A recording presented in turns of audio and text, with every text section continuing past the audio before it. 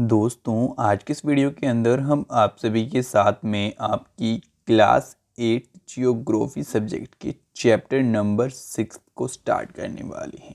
तो चलो यार, इसको फटाफट से स्टार्ट करते हैं एंड हम डिस्कस करते हैं। हमारे चैप्टर का नाम रहने वाला है ह्यूमन रिसोर्सेज। तो यहाँ पे आप सभी को बताता है people are a nation greatest resource. Nature bounty becomes significant only when people finds its useful.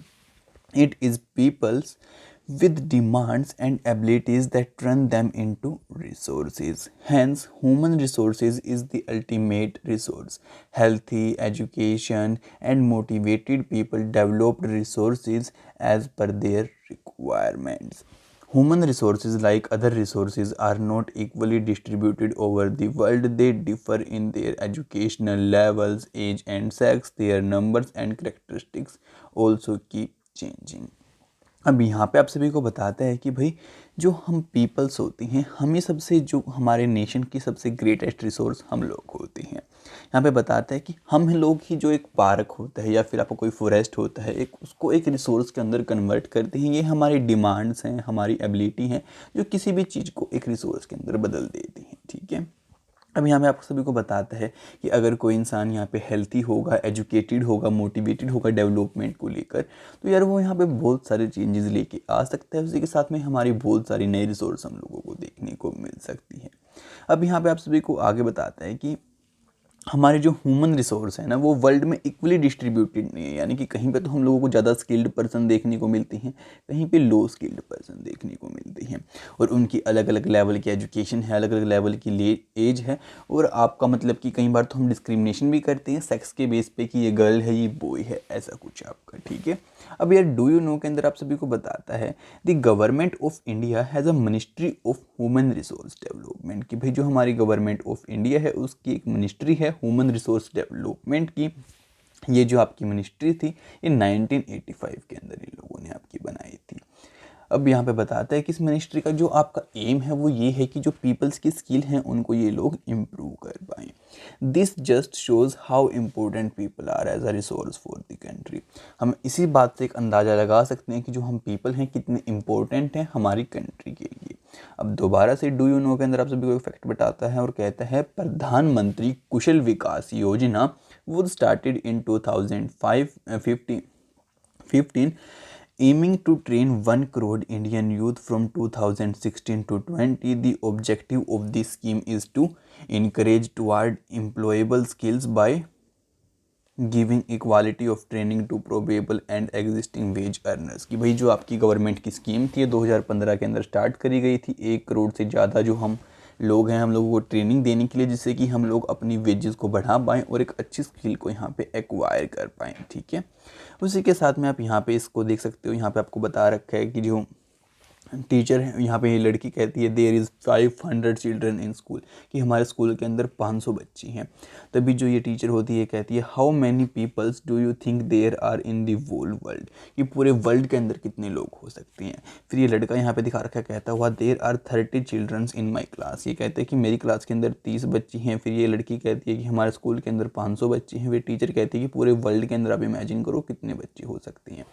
फिर यहाँ पे ये कहता है माई विलेज हैज़ 1000 पीपल। कि मेरे गांव के अंदर 1000 के करीब यहाँ पे पीपल रहते हैं। फिर यहाँ पे आगे ये लड़का गैस करके बताता है कि अराउंड 6.6 बिलियन पीपल। की पूरे वर्ल्ड के अंदर इतने लोग हैं, 6.6 बिलियन। तब ये जो टीचर होती है वो कहती है how do you right that in numbers. कि आप तुम इसको नंबर के अंदर कैसे लिखोगे। ठीक है। तो आप भी सोच सकते हैं कितना बड़ा अमाउंट ये हो सकता है। उसी के साथ में यहाँ पे अब आप सभी को आगे बताता है डिस्ट्रीब्यूशन ऑफ पॉपुलेशन को लेकर। कहता है The way in which peoples are spread across the earth surface is known as pattern of population।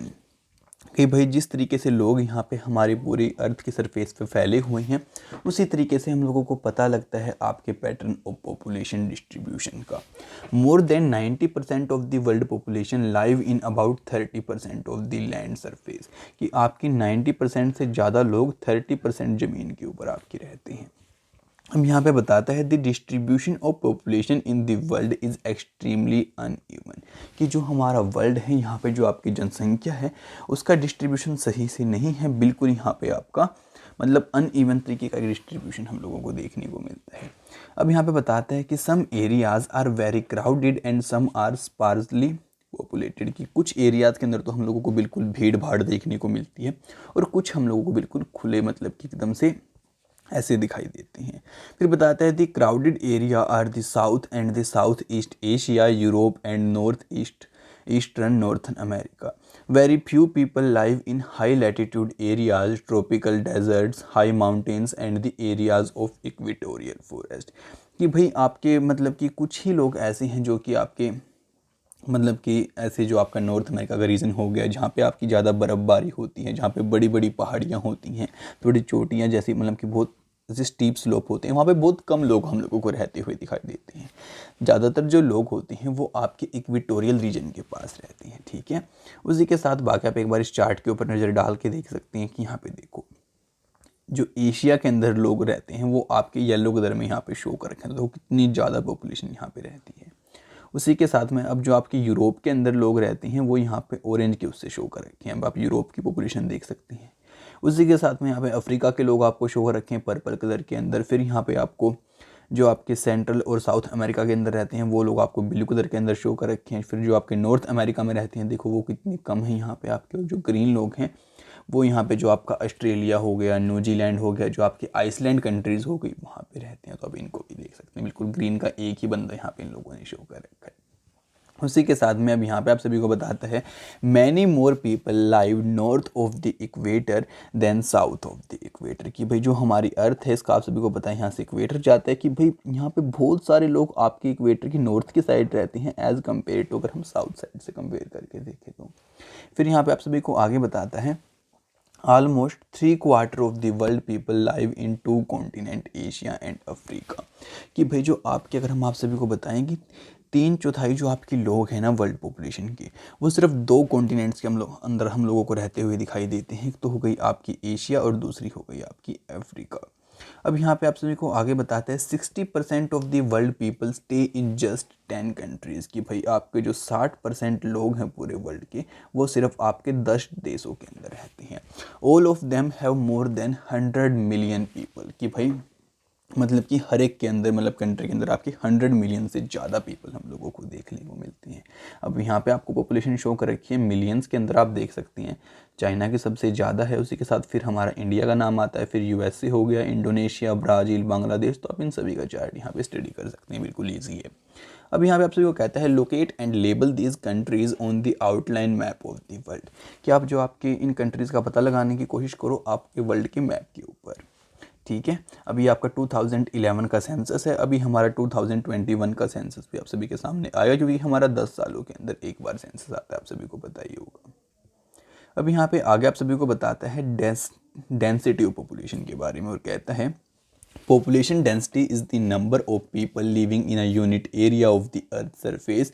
It is normally expressed as per square kilometer. The average density of population in the whole world is 51% per square kilometer. कि भाई यहाँ पे जो आपकी population density है ना वो यहाँ पे नंबर्स के अंदर हम लोग रिप्रेजेंट करते हैं कि भाई इतने लोग रहते हैं इतने यूनिट एरिया के अंदर हमारी अर्थ सरफेस पे।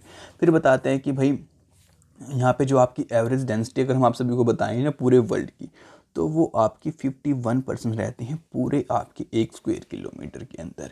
फिर यहाँ पे बताता है कि south central Asia has the highest density of population followed by the east and the south east. कि आपकी जो साउथ सेंट्रल एशिया है ना वहाँ पे सबसे ज़्यादा डेंसिटी हम लोगों को पॉपुलेशन की देखने को मिलती है, और वहीं पे आपकी कंट्री चाइना जैसी हम लोगों को देखने को मिलती है। फिर डू यू नो के अंदर आप सभी को बताता है कि average density of population in India is 382% पर स्क्वायर किलोमीटर की। अगर हम आपको इंडिया की बताएं तो हम लोगों को 382 लोग आपके पर स्क्वायर के साथ से देखने को मिलते हैं, देख सकते हैं, आप खुद ही अंदाज़ा लगा सकते हैं। उसी के साथ में अब यहाँ पे जियोग्राफ आपको बताता है वो फैक्टर्स जो कि हमारी पॉपुलेशन डिस्ट्रीब्यूशन को अफेक्ट करते हैं। तो सबसे पहले तो हमारे जियोग्राफिकल फैक्टर्स ही आने थे कि भाई वहाँ की जगह आखिरकार कैसी है। तो यहाँ पे टोपोग्राफी की हम बात करेंगे।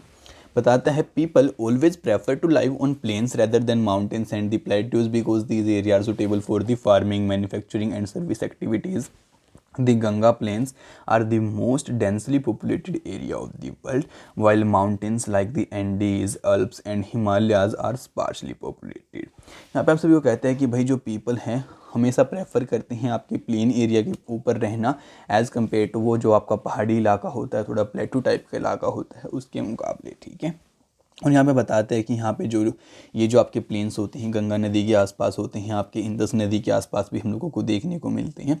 तो यहाँ पे बहुत ज़्यादा डेंसिटी हम लोगों को देखने को मिलती है अगर हम कंपेयर करके देखें हिमालय हो गया, अल्प्स हो गया, एंडीज़ हो गया, इन सभी से, ठीक है।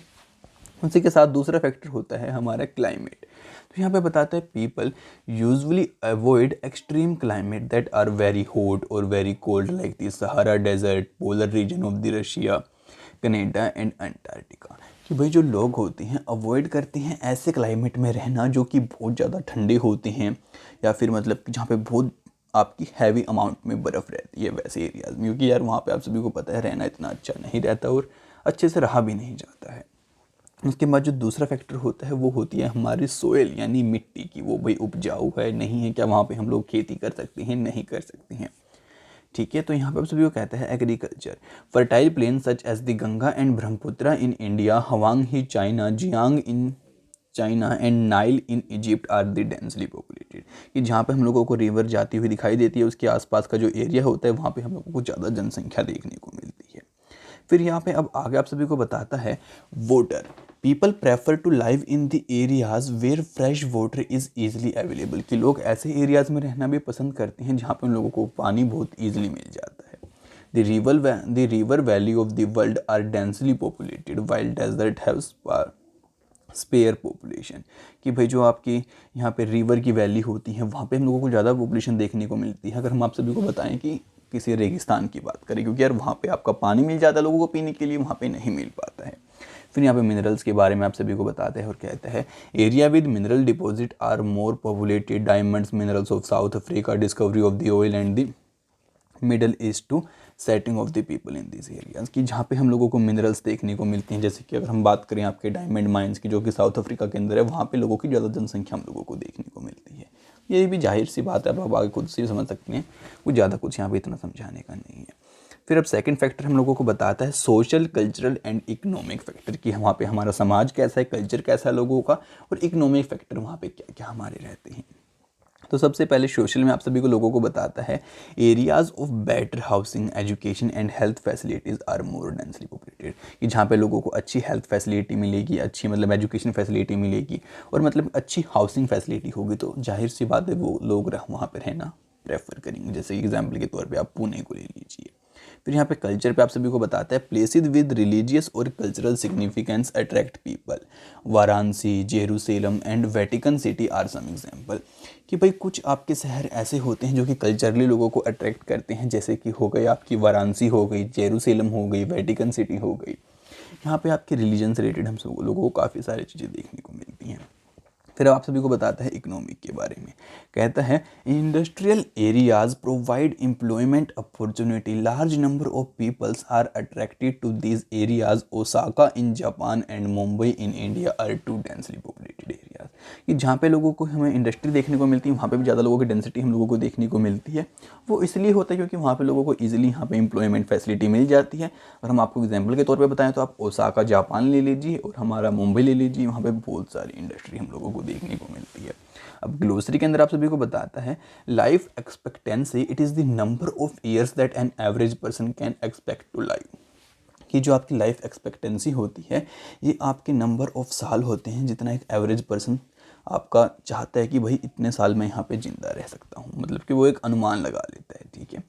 बाकी यार ज़्यादा लंबा नहीं खींचते, आज के इस पार्ट को हम यहीं पे एंड कर देते हैं और नेक्स्ट पार्ट के अंदर मैं पूरे चैप्टर को ही कंप्लीट कर दूंगा, so is not a big issue. उसी के साथ फिर हम अपनी 9th क्लास की स्टार्टिंग करेंगे, ठीक है। तो आपसे मिलते हैं नेक्स्ट पार्ट की वीडियो अंदर बहुत जल्दी। तब तक के लिए माय फ्रेंड्स, बाय बाय।